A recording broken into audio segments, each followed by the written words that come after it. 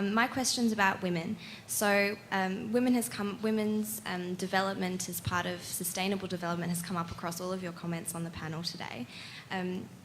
But it seems to be somewhat shafted, as you said, Mike, in the development policies over the last few years from the G20.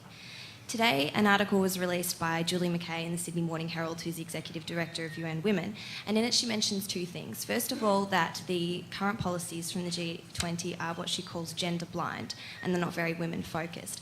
And the other thing she mentions is that there's quite a lack of participation of women leaders at the G20 itself.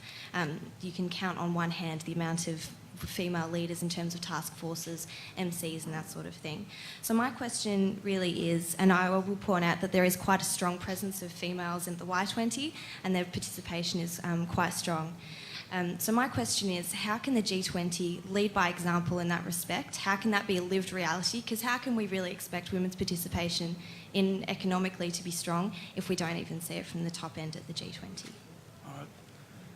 Do you want to take that?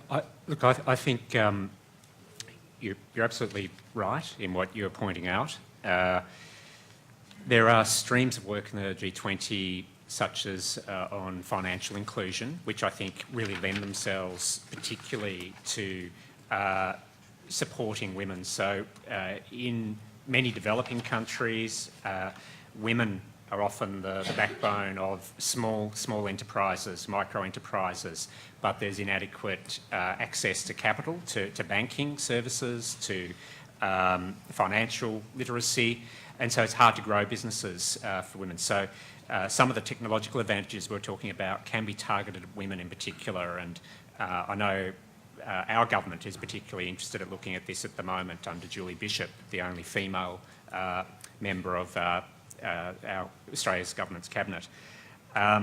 More generally, looking at measures that increase female participation in the workforce is very, very important. And I think I mentioned earlier that would, if achieved in G20 countries, make up that or achieve that 2% growth, that target that's wanting to be taken. So it is important that the bulk of the males, the leadership in the G20 governments, work to look at these and make a really strong effort, because including the gender lens means you get a greater diversity of views and a greater diversity of better outcomes.